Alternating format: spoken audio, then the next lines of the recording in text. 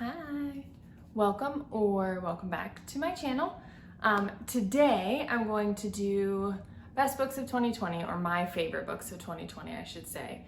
I don't have a huge list because I am pretty picky about giving out 5 stars. Most of these books do have 5-star ratings, but I do have a couple that are 4-star ratings that I just love and are my favorites, but are not perfect in my opinion. So I have a few 4 stars. Most of them are 5 stars. But last year I read about 110 books, I believe, and I only have 12 books on this list. So I am, like I said, pretty picky about 5-star ratings and giving them out. But I do have a few to talk about that were my favorite for this year. So let's go ahead and just get started. Okay, so my first 5-star rating of the year was a fantasy romance, and it is Dark Lover by J.R. Ward, which is the first book in the Black Dagger Brotherhood series. I love this whole series. I've read 8 of them currently. I'm up to 8. There's like 19. It's a crazy long series, but I've read 8 of them so far. And the first one was a 5-star for me. It was not my favorite one in the whole series. I will kind of talk about that one in a minute, but it's not my favorite one that I've read so far in the series. But I did really, really love this one. And the series is about these vampires that are the warriors of their race, I guess you would call them. They're in the Black Dagger Brotherhood, and they fight against their enemies, which are the Lessening Society. They call them the Lessers, and they're this other kind of weird human paranormal creature type thing. And throughout all the books, the theme is their kind of ongoing war with the Lessening Society. And so that's in the background of all of the books. Some of the books it takes more of a forefront than others, but the main focus in all the books is kind of the romance. And so this first book is a romance between Wrath, who is the king of the vampire race, and Beth, who believes she is human.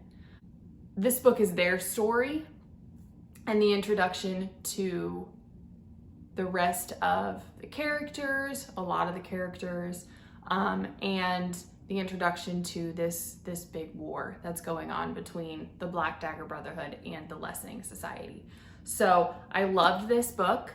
However, my favorite one that I've read thus far, like I said, I've only read 8, but my favorite one this far is actually Lover Awakened, which is the story of Zadist and Bella.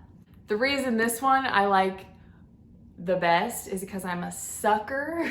I am a sucker for the really bad guy, or who they think is a really bad guy, the one who's just hates the world, doesn't get along with anyone, so to speak, has no emotion, doesn't believe in love, all that nonsense, and then he falls in love. I'm a sucker for that. So that's why this one is my favorite so far, is because something kind of like that happens in this one, and this is the 3rd book. That was my first 5-star read, and overall I just love this series. I think it's a very good series because it does have quite a bit of action and fantasy elements. It's still in the real world, so it's urban fantasy, but I really, really love it. So, all right, so my second 5-star read of the year was Confess by Colleen Hoover. Colleen Hoover is one of those authors that I feel like people either love her or they hate her, and I happen to be someone that loves her. She's an auto read for me. I read everything that she writes. I haven't read everything that she writes. I haven't caught up completely with her backlist, but any chance that I get, I pretty much pick up one of her novels, and I usually don't even read the synopsis. I just know that if she wrote it, it's either gonna be your 4 or 5-star read 90% of the time for me. I think a couple of hers I've given 3-star, but nothing ever below 3 stars. So I like Colleen Hoover. So just gonna put that out there. I know not everybody does, but Confessed by her was my favorite one that I read this year that was from her. And Confessed is a romance. Colleen Hoover's romances usually hit a little bit deeper than your normal contemporary romance that's just kind of fluffy. There's usually in Colleen Hoover's novels more either heartwarming or heart-wrenching aspects to the story. In Confess, it's about this girl named Auburn who wants to kind of rebuild her life. And she goes into this art studio looking for a job. There's a sign out front that says that they need help. And she goes in there searching for a job. And that's where she meets Owen. And Owen has a secret, but they, a relationship between them ensues as she eventually finds out Owen's secret, and chaos. But the thing that I found really different about this book in particular that I really liked is in his art studio, he has this box in the front door area where people can slip a piece of paper in from the outside anonymously with confessions. And he takes those confessions and puts them uses them as inspiration to do his art and puts them underneath the art piece in his gallery. And of course they're anonymous, so nobody ever knows who gave this confession when they're, looking through his art. But I just found that very different because it kind of centers around what's gonna go on between the two of them because of secrets and confessions. So I was rooting for them to be together. So it's another one I really like. I did give it 5 stars, and I just think it's a good one that not a lot of people have read, I don't think. I haven't heard a lot about it, and I think it's my favorite Colleen Hoover. So that was my second 5-star read of the year.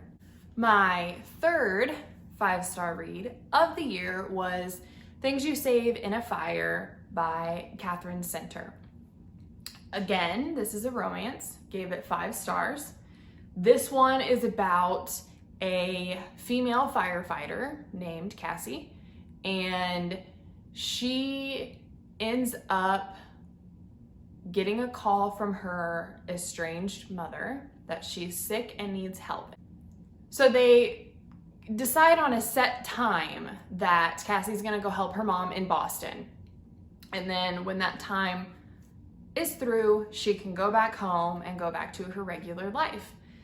However, when she gets to Boston, because she has to transfer firehouses, and so the firehouse that she gets transferred to is like an old school, tough guy firehouse that has never had a woman firefighter in their firehouse.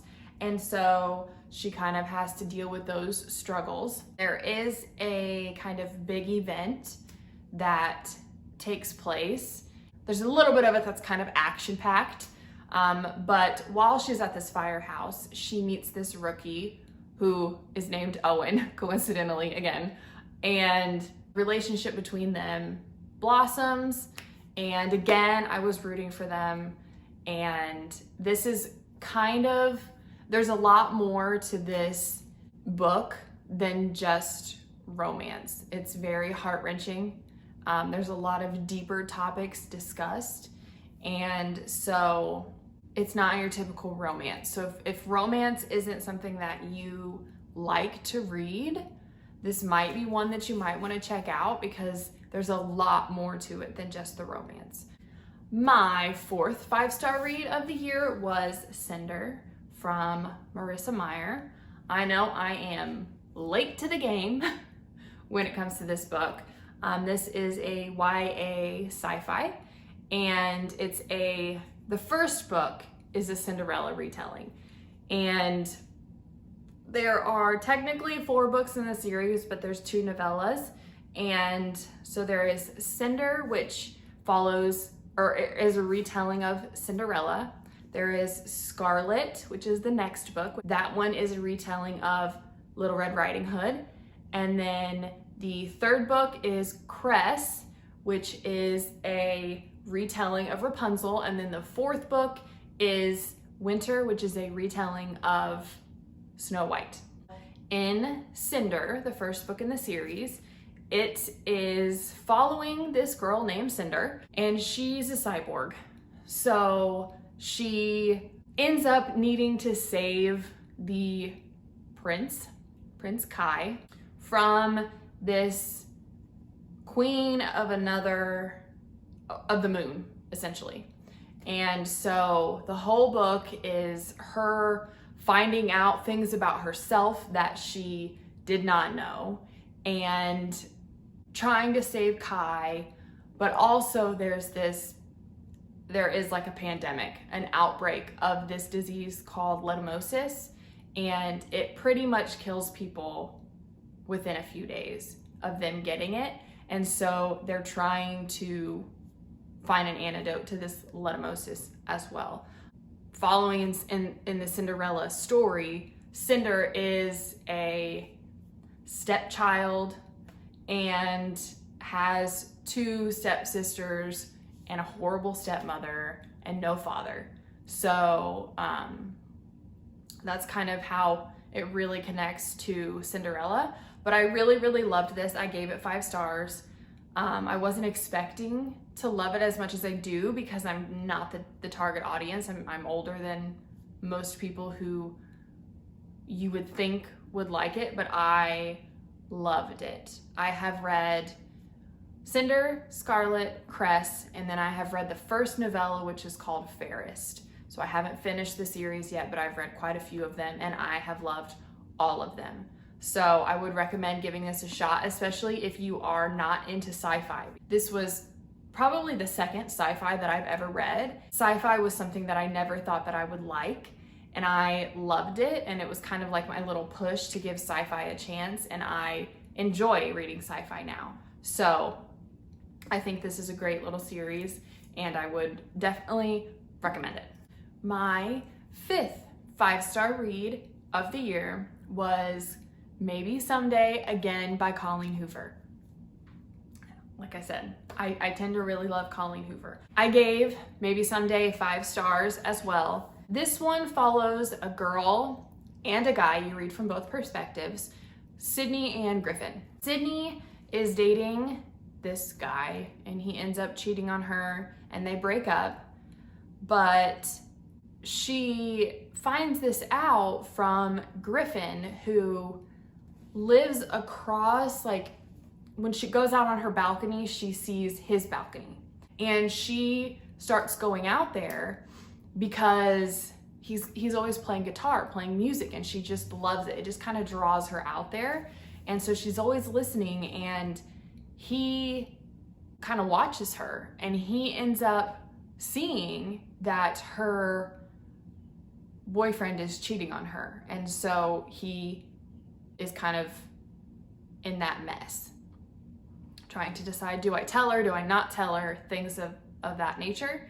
And she ends up breaking up with the boyfriend, and that's kind of how her friendship with Griffin begins. There is a love triangle in this book, but it's not your typical love triangle. It's very different, and I had a hard time with it in the beginning. I did. I was kind of, throughout this book, I was wondering, am I gonna give this 5 stars? Do I feel too icky about this love triangle situation? Is it gonna work out? Is Colleen Hoover gonna save this? Is she gonna make this okay for me? And it ended up working out, and I loved it. I loved it. Sydney and Griffin start making music together, and that's kind of what the whole book is really about, is their friendship and the music that they make, and then the romance that eventually happens. But like I said, there's this love triangle, there's a lot of angst, there's a lot of tension trying to figure out how to navigate what's happening between Sydney and Griffin. It is very like romance heavy. It's not like a couple of the others that I've talked about that had a lot of other things going on. There is other things going on, but it is very romance heavy. But I love romance. I loved this book. I gave it 5 stars. My 6th 5-star read was House of Earth and Blood by Sarah J. Maas, or Crescent City, as a lot of people know it by. That's Crescent City is the name of the series, but the book is House of Earth and Blood. And this one I gave 5 stars. I absolutely loved this book.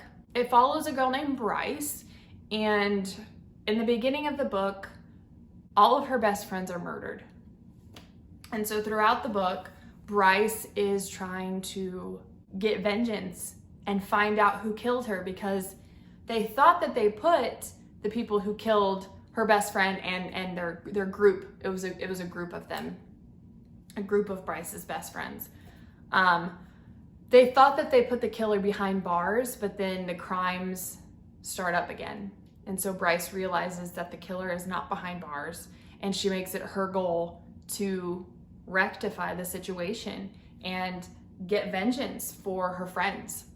That's where Hunt comes into play. Hunt is a fallen angel who was enslaved to the archangels he tried to overthrow.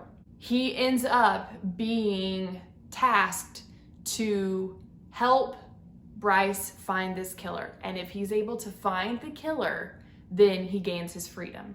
So that's how Hunt and Bryce kind of get paired together. That's what starts their not friendship. They kind of don't like each other in the beginning, and then they do become friends, and then a romantic relationship does happen with them eventually. And then twists and turns happen. You're then wondering whose side you're on, who do you want to believe, you know, things like that.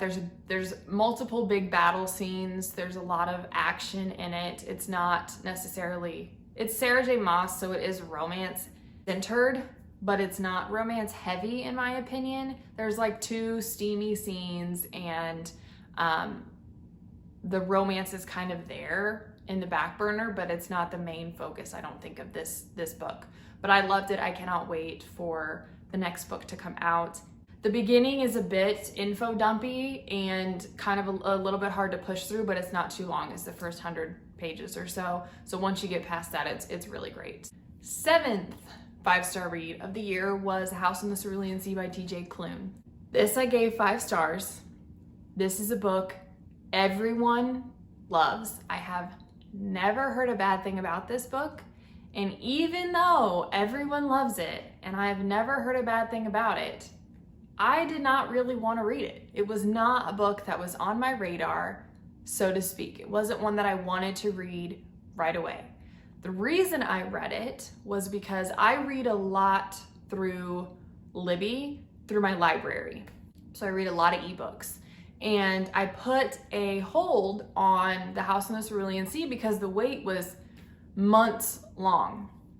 So I put a hold on it, and then it got, you know, after a couple months went by, it got borrowed and put on my loan shelf. And so I kind of had to read it at that point, in my opinion. I read it, and surprisingly, obviously it's in this video, I loved it. I didn't dislike it in the beginning, but I didn't love it in the beginning either. I was just kind of trying to push through to see what the hubbub was about, why everybody loved it, and I ended up loving it, absolutely loving it. And it's still one that I think about and I'm like, I can't believe I love that book, because it's just simply not my kind of book. It's not my kind of story, but it's about this man named Linus, who is a social worker of sorts for magical children. And he ends up going to this orphanage and being tasked to stay there for a month and report back, pretty much. They're trying to decide if they want to keep this orphanage open or not. That's where he meets Arthur, who is the headmaster, I guess maybe you would call him, of the orphanage. He takes care of all the children. And you find out some things about Arthur towards the end that are very shocking.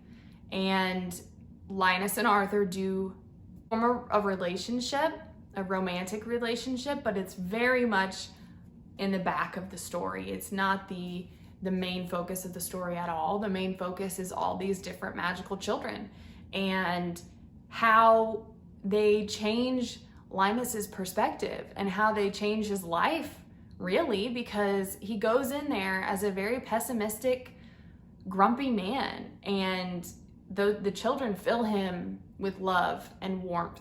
And it's a beautiful story of watching this man become a better human because of all of these children who do nothing but love him. It's a fantastic story. It really, truly is. And it's one that I think anyone could read. Teenagers, adults, everyone should read this story because it's really, really is heartwarming. And I really surprisingly loved it. My 8th 5-star read was 84 Charing Cross Road from Helene Hanff. This is a nonfiction, and it was first published in 1970, and it's about this woman who lives in New York and is corresponding through letters with this book dealer in London. The whole book is just their letters back and forth. It's all the letters. There's no other like narration or anything other than just the letters back and forth between the woman and the people at the bookstore. She mainly corresponds with one man, but the others kind of start sending her letters as well. And this communication between the two of them goes on for years, many, many years. And it's just beautiful. The relationship that she builds with multiple different people, the fact that they never ever got to meet each other, but that didn't negate their relationships. It didn't make them any less than what they were, any less important to her or to them. And so it's just it's very short. It's a very short book, but I think it was very powerful. And I absolutely love it. It's my favorite nonfiction book that I have ever read. So if you're kind of on the fence about nonfiction, I think this is an amazing introduction to nonfiction, especially for book lovers, because it's a lot about books. And I loved it. I loved it. My last 5-star read of 2020 is actually a middle grade. I am not a middle grade reader. I do not read middle grade very often at all. In fact, I only have one other middle grade on my shelf. And this book was a book that my mom used to read to my sister and I before bed. And we were older. It wasn't like we were super young because this is a fantasy book. So it wasn't like we were super young when she was reading it, but she read it to us and she never finished it. She never finished reading it to us. And I remember when I was young, loving it and always kind of wondering, well, I wonder what happened, because we never finished it. The Monsters of Morley Manor by Bruce Coville. And this book I have never seen a single other person talk about, ever. In real life, on BookTube, Goodreads. No, I haven't seen anybody else talk about it, and I loved it. Now, part of it was probably nostalgia. I'm not gonna lie, part of it probably was nostalgia. But it's about this brother and sister who wind up with this little box with these hard little caricatures, they think, that are these like characters that are on the front. There's like a Medusa lady, a lizard guy, a werewolf, a mad scientist, a vampire. And they end up coming to life, these little characters. And you're following what has happened to them. You don't go back in time, but they explain to you what has happened to them in the past to cause them to become these little tiny little characters. And they're still tiny. When they come to life, they're still tiny. And the brother and the sister are trying to help them get back to their normal size and get back to their life, because they've been frozen in these little statue forms for years. And so you go on this wild ride with these characters. When I say wild, I am not joking. You've got giant frogs that come into play. There's ghosts. There's aliens. Like, it's almost too much. It is almost too much. There's almost too many fantastical elements that the author wanted to put into this book, but I loved it. I found that it worked because it was a middle grade. So there wasn't a lot, I mean, it's short. There wasn't a lot of backstory or world building, so to speak, because it's such a short middle grade novel. But that didn't matter to me. I just was reading this and kept turning, I read it in one sitting, kept turning the pages because I'm like, what in the world is going to happen? What is going to happen next? Because this is nuts. So I think this is fantastic. I wish more people would read it. I know people are not, you know, if you're not a middle grade reader, then you might not like it, but I'm not a middle grade reader. And like I said, a lot of this is probably nostalgia, but I still loved this book. And I really wish more people would read it and talk about it because it's just, it's great. It's freaking great. All right, now into the couple 4-star reads that are my favorites. I just knew that they weren't perfect books, even for me. So my first one is A Little Something Different by Sandy Hall. This is a romance, but it's very bizarre, but I loved it. You don't actually get the perspective of either of the love interests in this novel. It's about Gabe and Leah, but you don't ever hear from Gabe and Leah in this book. You read from all the perspectives of the different people in their lives that are watching this happen. And all of these people are rooting for Gabe and Leah because they want them to be together. But Gabe and Leah don't even realize yet. They haven't put the pieces together like, oh, I really like this person, we should be together.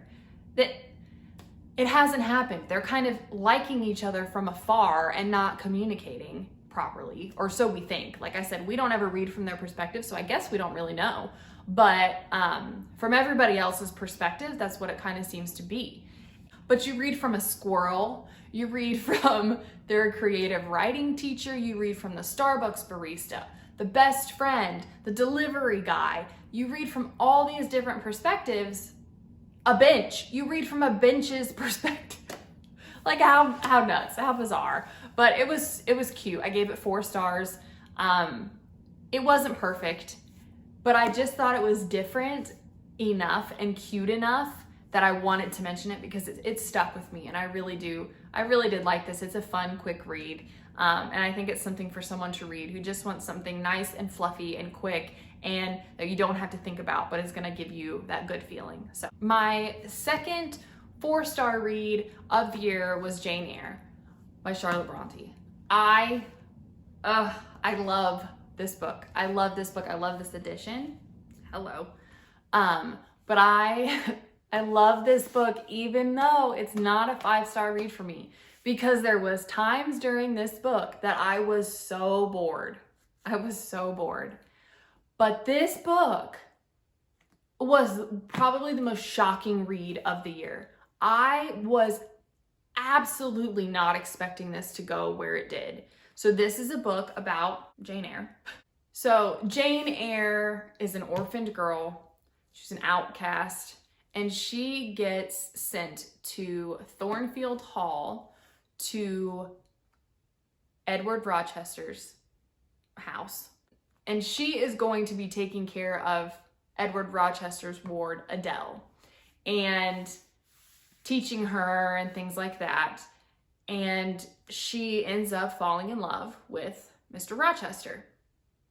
But the wild ride that this book takes you on, the twists, the turns, the secrets, the things that you have no idea are coming, are coming. Edward Rochester is someone that you don't like for the longest time. At least I didn't like him, and then I ended up loving him in the end.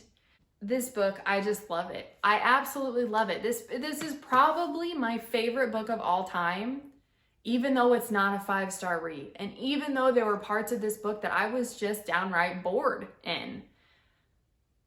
Something about it, I just adore it. I absolutely adore it. So if you haven't, like I hadn't read it until this year, give it a shot, please. And then my last 4-star Honorable mention, that was a favorite for 2020, was My Cousin Rachel by Daphne du Maurier. I kind of went on this, well, I have since gone on this little journey of reading most of Daphne du Maurier's work because I read Rebecca and I really liked it, but it was still only a 3-star for me. And then I read My Cousin Rachel and I loved it. Again, it was only a 4-star, but I still really loved this book. It was really, really a good one in my opinion. It's about Philip, and he is the cousin of Ambrose. And Ambrose ends up taking care of Philip. And so Philip is Ambrose's heir, and he gets Ambrose's house in the case of him dying. Well, Ambrose ends up going to Florence, where he meets Rachel and falls in love with Rachel and marries her and has a life there for a little bit. And he ends up dying in Florence. And so Philip gets the house, he takes over the estate, and Rachel ends up coming to town and staying at the house. It's a story of Philip fighting his feelings for Rachel the whole way through. He doesn't like her, he likes her, he doesn't love her, he loves her. All sorts of emotions, all sorts of feelings, and it takes you again to a place that you didn't think it was going. Because Philip wonders if Rachel killed Ambrose. And so the whole book is about whether or not that happened, and then the following things that ensue because of it. So again, I only gave it 4 stars, but I did really, really enjoy it. For me, because these are more classics, Jane Eyre and My Cousin Rachel, I feel like that is probably the reason why they didn't get 5 stars, because like I mentioned in my previous video, my BookTube newbie tag, I'm not the best at reading classics. I find them hard to understand a lot of times. And I think because of that, that's probably why both of these did not get 5 stars from me. So I think that they could definitely be 5 stars for other people. Absolutely. They just weren't for me because I had a hard time reading them. But they're both fantastic. So those are my favorite books, the best books of 2020. In my opinion, the ones that I read. Let me know down below if you've read these, if you're going to read them, what your thoughts and opinions are on them. I would love to chat about it. But that is everything for me today. So I will see you all next time. Bye.